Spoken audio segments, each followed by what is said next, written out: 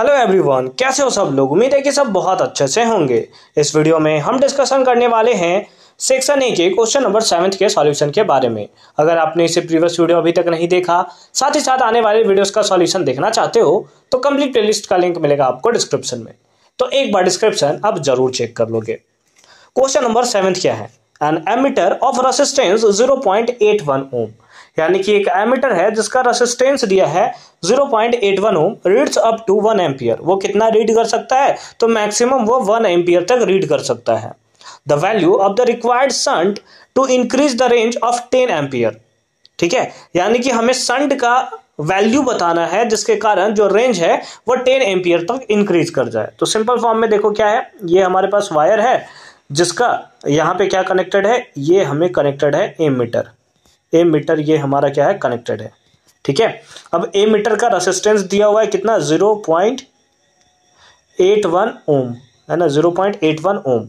ठीक है, अच्छी बात है। इसमें हम लोग क्या किए हैं, शंट को कनेक्ट किए हैं।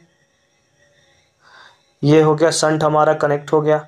ठीक है, यहाँ पर कितना करंट कितना रहा है करंट, तो ये आ रहा है कितना, 10 एम्पियर तक, है ना। हमें इंक्रीज कितना करना है, 10 एम्पियर तक इंक्रीज करना है। 1 एम्पियर तो इधर चला जा रहा है ना। Ammeter reads up to 1 ampere, यानी कि 1 एम्पियर तो इधर चला गया, बचा हुआ 9 एम्पियर किधर आ गया, इधर आ गया। बचा हुआ 9 एम्पियर किधर आ गया, इधर आ गया। ठीक है, तो ये 9 एम्पियर इधर आ गया। अच्छी बात है सर, अच्छी बात है। तो हमें क्या बताना है कि the value required shunt to increase the range, यानी कि इसका हमें बताना है कि इसका रेसिस्टेंस कितना होगा, शंट है ना, शंट कितना होगा, ये सिंपल फॉर्म में हमें बताना है। चलो ठीक है, ठीक है सर, ये कैसे बताया जाए। लेकिन देखो यहाँ पर अगर आप देखो तो शंट और एमीटर कैसे है, पैरेलल कनेक्शन में है। कैसा कनेक्शन है बताओ मेरे को। सर ये तो पैरेलल कॉम्बिनेशन में हमें देखने को मिल रहा है।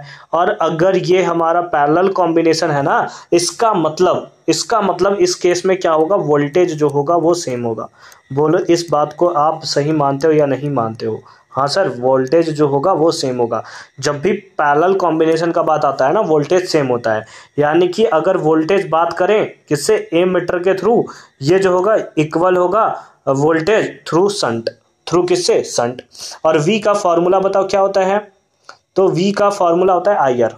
क्या होता है फॉर्मूला बताओ, तो ये होता है आई आर।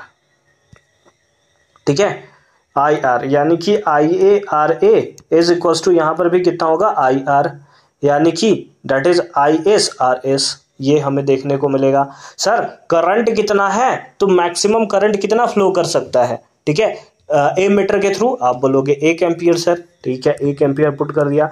रेसिस्टेंस कितना है एमीटर का, सर 0.81 लिख दिया, 0.81 is equal to current through S के थ्रू करंट कितना पास कर रहा है, 9 ampere sir, into resistance of shunt, यही तो हमें निकालना है सर।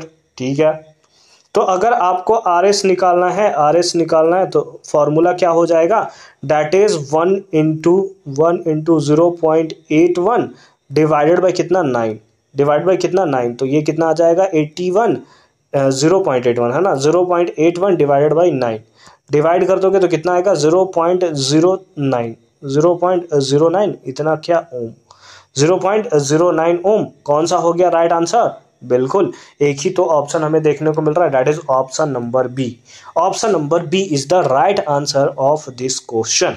आई होप कि ये पार्ट भी आपको बहुत अच्छे तरीके से समझ में आया होगा कि कैसे हमने इसका सॉल्यूशन जो है वो किया है। मिलते हैं आपसे अगली वीडियो में क्वेश्चन नंबर 8 के सॉल्यूशन के साथ। तब तक के लिए अच्छे से पढ़ाई करते रहिए। All the very best for your upcoming examination.